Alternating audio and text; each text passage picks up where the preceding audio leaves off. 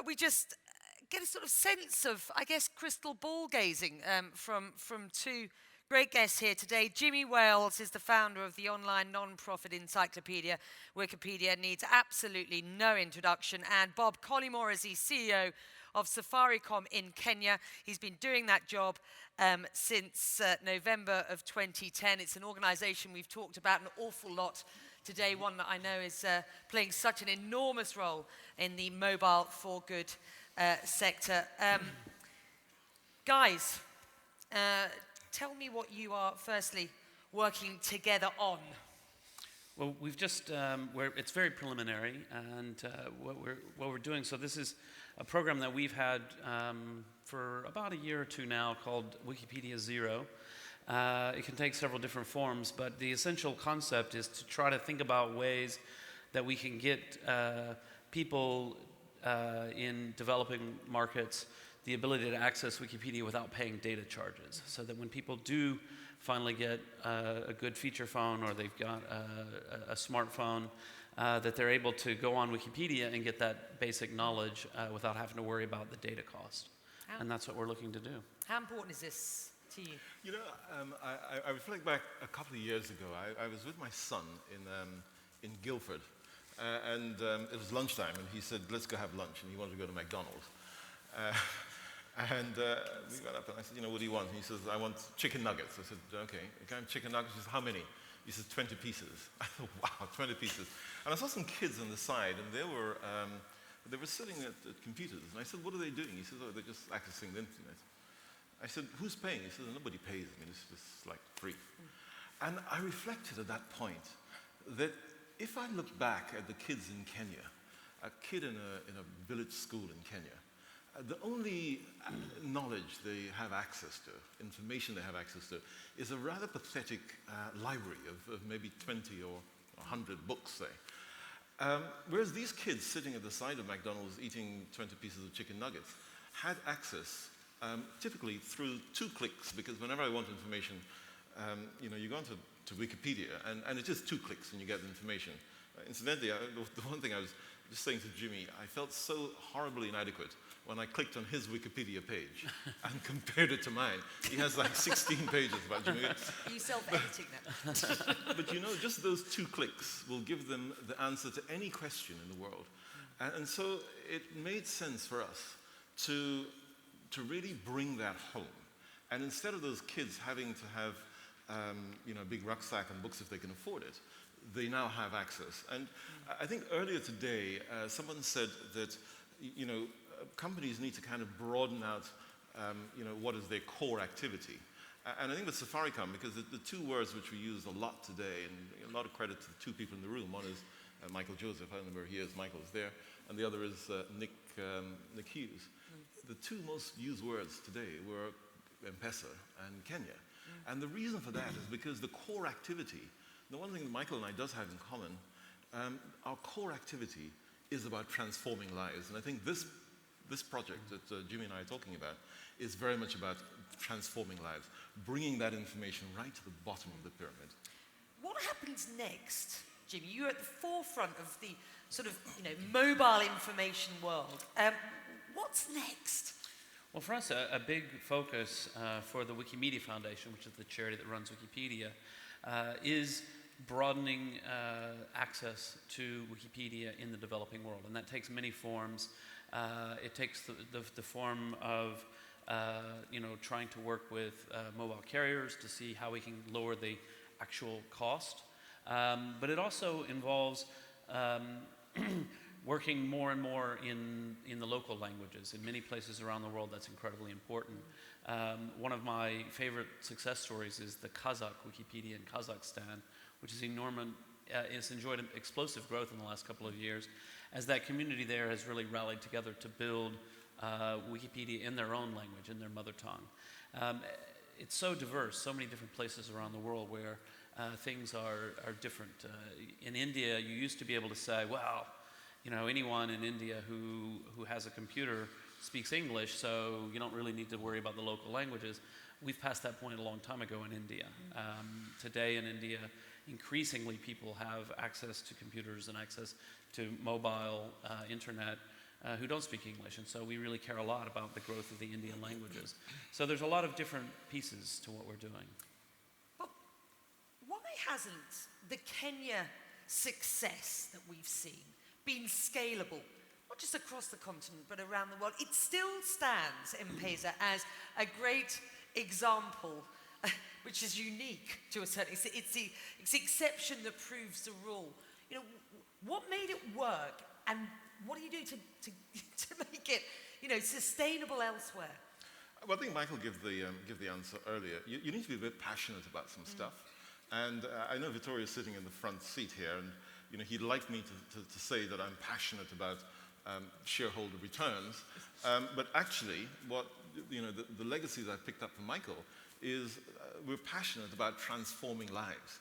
And when Michael started this thing a while ago, he wasn't doing it to make a return. He was doing it so he can make a difference. And it is making a difference. And you know what? If you do that, then it's going to make a return. And you know, I'd like to think that we're making Vittoria a reasonably good return on the numbers. But we're setting out to transform lives, whether it is M-Pesa or it is any of those other things which has leapt off from M-Pesa. So, you know, we've recently launched a more comprehensive banking product, which now you don't have to leave your seat. You can just sit and do it from your phone. And we, you know, the reason for that is not because we want to make a ton of money out of it. The reason for that is because we want to really enable Kenyans to have some basic dignity about the way they borrow money and the way they save money. One of the byproducts of M-Pesa has also been this sense of incubation of ideas by locals for locals. And one of the questions we had earlier on is that there is a sense of, there is a barrier to entry still for people locally in the emerging world, to give them the opportunity. I say them, as we talk on the stage from London here, but I don't see it as a them and us situation here, but many people do. Many people say, you know, the ideas are still incubated or innovated in London or San Francisco, and they're not happening where the transformation can happen and by the people who know what they're talking about. Does that make sense to you? I don't agree with it. That's the first thing. Because I think M-Pesa, the ownership, the mother of M-Pesa, sits kind of like all over the place. But the mother of M-Pesa actually are the two guys who are sitting here. But Kenyans, however, a Kenyan will slit my throat if I say to them, a Kenyan didn't invent it. And so what we've done is we've allowed them to believe that it is theirs. Therefore, they've taken ownership. They've embraced it.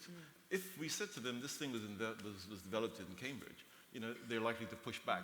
So this first thing. The second point I'd make is that, you know, I don't actually think that there's such a thing as borders, as geographic borders. You know, some people here did, though, today. I mean, it's yes, they did. You made the point, they did, and I actually disagree with them because the thing is done across boundaries. You know, Jimmy lives here in London. You know, we spoke for the first time last week. I think you just arrived back in the country. We then spoke with Cool. We then spoke with Amit, who was sitting in Uganda. So there is not there's not a sense that it's incubated in San Francisco or in London. I think what's important is to understand where the need is and then fix that. It doesn't really matter where it's made. Interesting. All right, questions from any of you guys here in the audience? Let's do some crystal ball gazing at this stage. We've got about 10-12 minutes left of today's summit. Jimmy, how long ago was it that you started Wikipedia? So I started Wikipedia in 2001. 2001, all those years ago. Okay, so 12 years ago. But I want to talk about my phone. Sure. So this is a phone. This phone actually woke my mind up. About a year ago, a friend of mine who's working in mobile in several African countries, including Kenya, started telling me about the phone, and he got this and gave it to me. So this is an unlocked 3G phone. He bought it on the street in Kenya for $85 and gave it to me last year. This year it's $50, unlocked. It's a Chinese-built Huawei phone. And for the first time, as I'm using it, and you know, and they've sold, I don't know, a couple 100,000 of these. 300,000. 300,000. And I see, wow, you know, what I always thought about mobile in Africa is well, everybody knows, it's very basic phones. You can do SMS. This is coming in the future someday. Well, the someday is happening faster than I ever realized. And so for me, this is part of what got me really energized to say, actually, let's go back and take another look at Africa, because we've focused most of our attention on India, for example, at first, with the view that it was ready for us to really start to do things. And we say, wow, it's really hard to work in a place where people barely have any access at all. People say, what can Wikipedia do for the poorest of the poor? And I have to say, unfortunately, not much yet. Until they get access, until they come online, well, we can encourage people to print books and give to them and so on. But so this phone really, and I use it every day here in London, and it's great. It's the one thing I say is the screen's a little smaller than your iPhone. It's not quite as good, but my battery lasts for 2 days. I bet you can't say that. So anyway, for me, I think it's worth, if you go and you take a look at the numbers, you take a look at the statistics for the upper trend in smartphone sales, and obviously it's still a very small penetration, but that upper trend is there really strongly. You look at the total bandwidth, the total bandwidth into Nigeria, for example, I was just looking at the other day, it's skyrocketing. Things that are very hard for us to all imagine are going to happen much faster than we realize. People are going to be coming online for the first time. I mean, there's this vibrant community of young app developers growing in Kenya and Nigeria. It's mind-boggling to think about what the possibilities are, and I'm super excited about it. Bob, what are the possibilities going forward? Well, I think as we think about this, we need to think about the so-called bottom of the pyramid. And a number of speakers earlier today said that's where you start. You don't start from the top. The stuff that Jimmy's organization and mine are talking about is about bottom of the pyramid, is that you don't need a smartphone in order to get access to it. So I think that as we as a community, the community is not just the mobile industry, but as we think about it, we have to start there, because that is actually where the need is. Frankly, one of the things I'm slightly disappointed about during the course of today is that we do tend to think a little bit in London or if we were sitting in New York, it'd be the same thing. We think that everybody, you need to have the latest iPhone. And actually you don't. Really you don't. Because M-Pesa, which is one of the most transformative things that we have launched, it takes the most basic phone. It just needs to be able to do text, which is every phone. So the creativity is not in the technology. We talked about this a little earlier today. There's a new product which was mentioned earlier today, this M-Kopa. M-Kopa, 80% of households in Kenya don't have access to grid electricity, but they need light, and as far as we're concerned, they also need to be able to charge their phones. So typically, a Kenyan would pay about 50 shillings a day in kerosene for light. Then they'd pay another 20 shillings to send their phone up to town to get it charged. So what's happened, and again, Nick Hughes is at the back of the room here. So what Nick did is he packaged a solar panel, M-Pesa, a lithium battery, and a SIM card. All existing technology. None of this is earth-shattering. And what happens is the customer now pays 40 shillings a day, which is less than he pays for kerosene. He now has 3 lights. He can now charge his phone, which is good for us. And he can pay daily by using M-Pesa. And if he doesn't want to pay today, then it's fine. The SIM card just deactivates the equipment for the day when he wants to pay again. And at the end of a year, he owns it. So now he has free lights. So what we've done is we've leapfrogged. How many people here on the South Bank would like to be able to get free electricity? And that's what he's done. So it's not about waiting for technological leaps. It's about being able to have a creative outlook. And again, as my predecessor Michael said, you just have to be ballsy about it and have the courage of a conviction and do it. Not do the pilots. I mean, I hate pilots. And what I love about this, and it's actually a broader point, that what I love about the mobile industry, although as any consumer gets frustrated with them from time to time, we all got something to hate about our phones, but for a long time there's been a lot of thinking around charitable efforts, 1 laptop per child, these kinds of things, wonderful projects, great projects, very difficult to scale, very difficult to be sure that they're even the right answer. When I hear a story like this, I hear about sustainability. I hear, it's a business. Somebody's found a way to offer customers something that benefits their life and saves them a little bit of money, that's truly transformative in a way that charitable efforts really cannot be. And I think that's very exciting. I'll give you another example. Sorry. I can take a question from there. Go on. Let's get another quick example about how you use existing technology. A kid in a school doesn't have access to the books that we talked about. So what we do is we give them a tablet. But you don't have to, it doesn't have to be a 3G tablet. It could be a Wi-Fi tablet. So I can put coverage into the school. Then you need to get the content. Well, we've got some pretty good schools in Kenya. You can record that content. You can put it onto our cloud. And the school in a rural district using a Wi-Fi, there's no point giving them a 3G because they can't afford the 3G, the 3G data when he gets home. But he can afford to get the Wi-Fi. So that's a simple solution which we're currently rolling out in Kenya. And it doesn't take a whole load of innovation to get there. It just takes the will. Question at the back there. My name is Jodie Ginsberg. I'm a consultant for an education NGO called CamFed. There's been a lot of talk today about the bottom of the pyramid. And obviously, the people who are going to be using this technology that you're talking about now are those children who are in the remotest areas, the hardest to reach areas that Justin Forsyth talked about earlier. I'm keen to hear from the panel about how technology, mobile technology, can really reach out to those people through education, because with the best will in the world, they can have the phones and they can have the most basic phones, but they're not going to be able to use any kind of Wikipedia, frankly, unless they have an education to go with that. So I'm keen to hear from you how you see that developing in the future, given that obviously education is the fastest driver of GDP improvement that there is. Jim? I mean, I think that, I completely agree with you. If someone is illiterate, then Wikipedia doesn't do them any good whatsoever.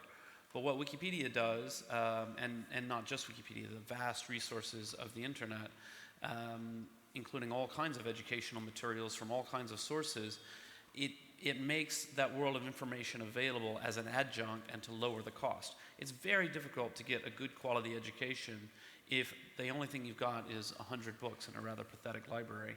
And it's another thing to say you can get an education when, as well, you can get on your Wi-Fi tablet at school and access anything in the world that you want to know about. Any kind of educational materials, educational videos, all kinds of interesting things. So I don't view any of this technology as a replacement for any more than I would here in London. I'm not saying in London where every kid's got a mobile phone, we can shut down the schools now. It's not a replacement for traditional education, but it's an adjunct and something that we all get a little annoyed by our phones, like when we forget to turn them off. It works. Yeah, down here in this dungeon it works. Impressive. But so I just think it's one piece of the overall puzzle that hopefully lowers the cost of the materials more than anything else. Oh. I agree. One of the panelists earlier today said, technology isn't going to be the solution for everything. It is part of the solution. Any other questions from you? Yes, just one here. Hi, it's Eliza again from The Guardian. I've just been fascinated all day to hear about information sharing and knowledge sharing because the site I've just launched for The Guardian, the Global Development Professionals Network, and breathe, is about sharing, it's a space for development professionals and people who work, businesses who work with development agents to talk about how to do development better. So I'm slightly disappointed that there are not more of these voices that we're talking about. I think the lady from WITS this morning mentioned that innovation is coming from the grassroots up. Everyone here is talking about it, but you're all spokespeople for the people who are doing the innovating. My question is then, what do you think that because the private sector have the will, they have the capacity, they have the infrastructure, and CSR is out the door, so it's now core to the business. Do you think the private sector has made NGOs redundant? Well, I certainly don't, as we are an NGO. And my remarks earlier, which were quite excited and enthusiastic about the private sector, were not meant to put down NGO efforts. I think that anytime we're trying to transform the world, to transform society, there are many different ways of going about it, and many different pieces of the puzzle. Some things are much better done in a non-profit charitable way, and other things are much better done with serious attention to a bottom line and actually making it profitable and sustainable. So I do think that some NGO efforts will become obsoleted, but not the concept of what they're doing, but the way they go about it. So if you're an NGO dedicated to I don't know, bringing used computers into a very poor country, well, maybe that becomes less and less relevant as technology gets cheaper and cheaper.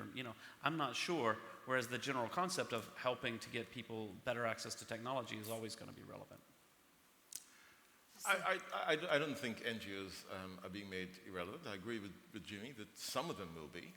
But I think a lot of what we heard today is that there's going to be a lot more partnerships. And a lot of stuff, and pretty much everything we're working on is about partnerships. But some of those NGOs are going to be time expired. And sorry, the other point I'd make is that the innovation does start at the grassroots because that's where the need is. And I can see a number of people around this room who I know personally who are very much part of that innovation stuff. This was innovation 11 years ago. No one would have thought about that. Similarly, M-Kopa, I see the Mwambita Makamba from Tanzania doing the stuff around women's empowerment. So, these are the people who are actually doing the stuff. Michael Joseph. They're the people who are doing the stuff. They're not just spokespeople. Do you think that M-education will have matured at the point at which school curriculums start banning Wikipedia on mobiles as they have here? Listen, are there any other questions from the audience today? Yes. I wanted to actually share a comment. Good. To this great example of bringing Wikipedia to people who don't have the fancy type of phone that we have. Intuit, many of you might know about Intuit, which is a big tax software company, has in India started a small sub-business called TextWeb. Not sure if you're familiar with it. So what they do is essentially, it's an open platform. So this also goes to the idea of creating platforms with different kinds of partners. Basically what it does is any app developer can develop apps which then allow someone who has just the cheap phone with just text messages to write a text message and then get information from Wikipedia. So I actually signed on to this from London. Does it work? If you type in @wiki malaria, you get the entire or a big chunk of the wiki description of malaria. So it's a really interesting example. And Rajesh and I happened to talk to Scott Cook, who is the CEO of Intuit. And we asked him, what does this have to do with tax software? And what he said is that, as a corporation, what they look at and in trying to decide what kinds of services or products to offer is when they look back at their history of all of the different products and services that they've offered, they found that probably 80% of them had failed. This is not surprising. In general, in innovation, a lot of things fail. But when they looked at the things that didn't fail, they found that there were really 3 questions that those products actually ticked. So one of those questions was, is there a real big problem that this product or service would solve? The second question is, can we actually solve that problem? And then the third question is, can we do that in a way that is, a long-term sustainable way? And so, to Rajesh's point earlier on about broadening our core, it's sort of very much to the point that, you broaden the core and then you can see all of these very diverse applications. Yeah, brilliant. Yeah, Scott called me about this project, and I think it's one of these things. He's personally incredibly, if you've spoken to him, he's quite enthusiastic about it. And it's impossible to get off a phone call with him without thinking, wow, he's a lot smarter than I am, and what a great guy, so yeah. Good. We are about 5 or 6 minutes away from the close of this summit, which we started today by describing the research that London Business School had done on M-World. Our two colleagues here at the front row had worked on that, and they described to us what they'd found in the 5 recommendations that they had, upon which we've had such a brilliant discussion today. So Rajesh, I think it's at this point time for you to just sort of close us out. Come and join the guys on the stage and just give us your final thoughts, if you will. Thank you very much, Becky. So it's been quite an amazing day. We started with that incredible sweep through the past, present, and future with Professor Ian Golden, and also that somewhat unsettling image, in my mind at least, of a calf being born with an iPad, with an iPhone. We went on to these remarkable stories about the impact of mobiles in agriculture, in healthcare, the power of women and how it is empowering women. We heard the word partnerships again and again and again. We saw a bit about the role of China, whether on the supply side through Huawei or on the demand side through all of the things that are happening there. And importantly, we saw worlds coming together, very different industries, very different geographies, very different technologies coming together, and very different entities, governments, NGOs, and profit-making enterprises. And I was struck by the parallels to another transformative innovation. In fact, in the late 90s, Time magazine did a survey and anointed the most impactful innovation of the last millennium, the last 1,000 years. And that innovation was the printing press, Gutenberg's printing press. And I was struck by the parallels between what was happening at that time in the 1400s in mines in Germany on the Rhine Valley and what we have been discussing. So Gutenberg himself came not from the publishing industry or the church necessarily.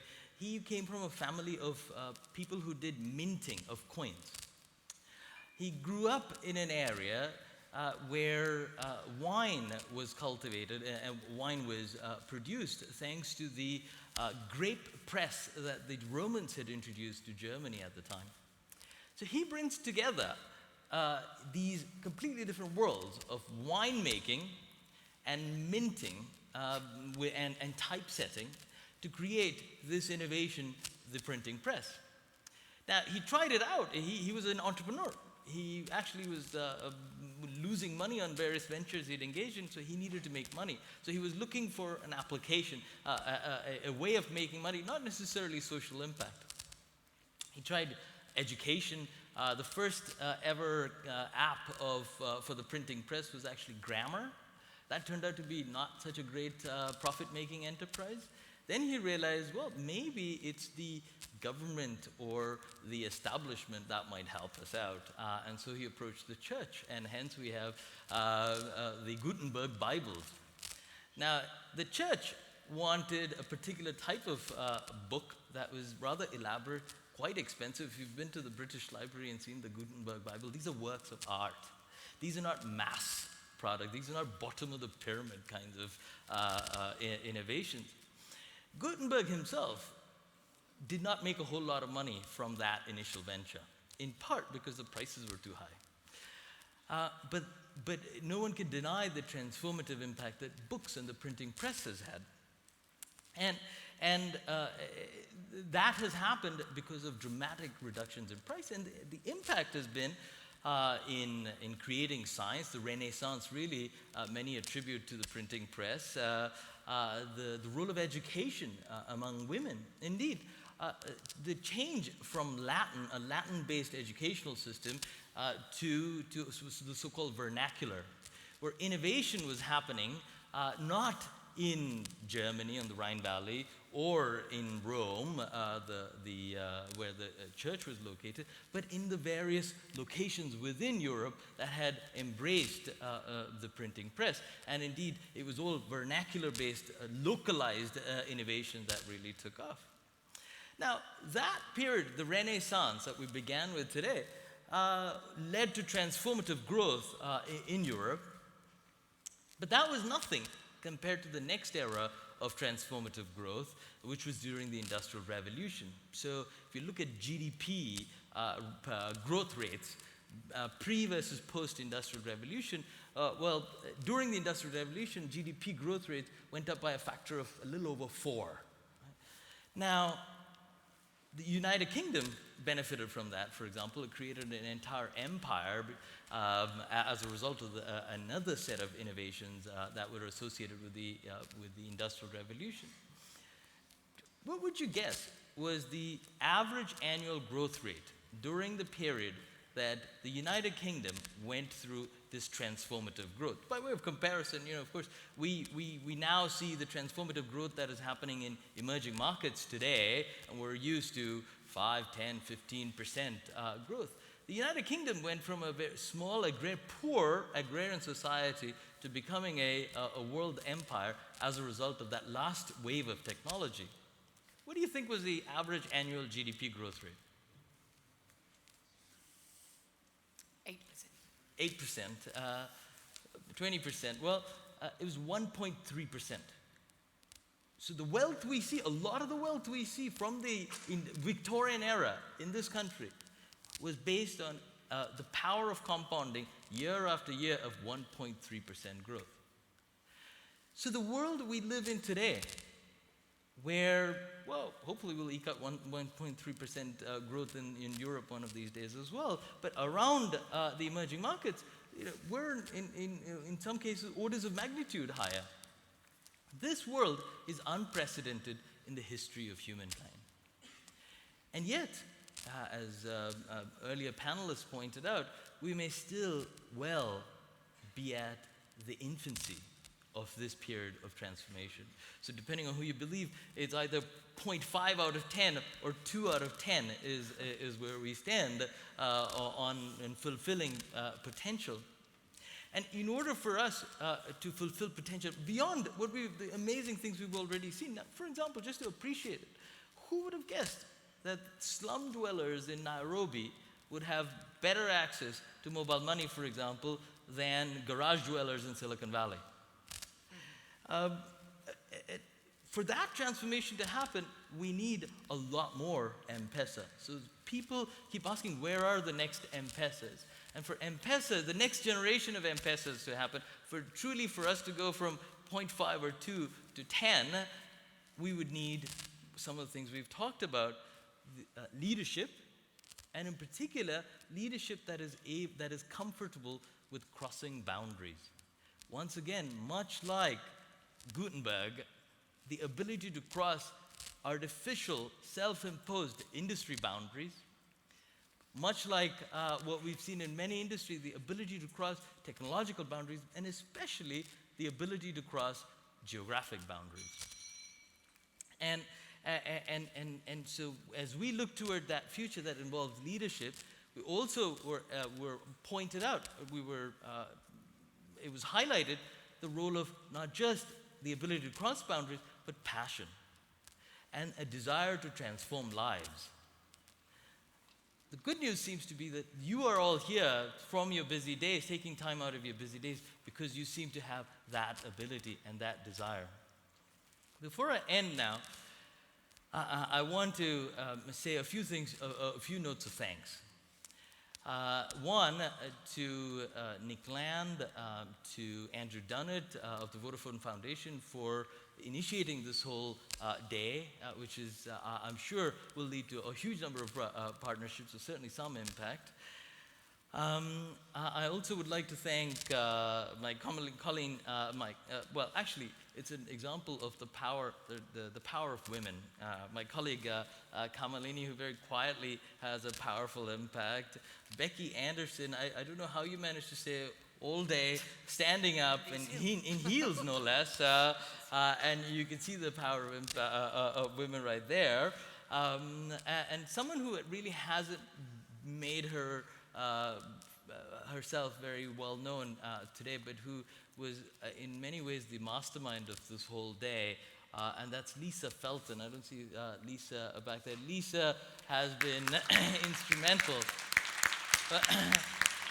without really taking any of the limelight, but I think she deserves very much the credit for making a success out of this. So thank you all for being here. Thank you all for your energy, and let's go out and change the world. Thank you very much indeed. And thank you. Your summit is closed. Thank you, guys.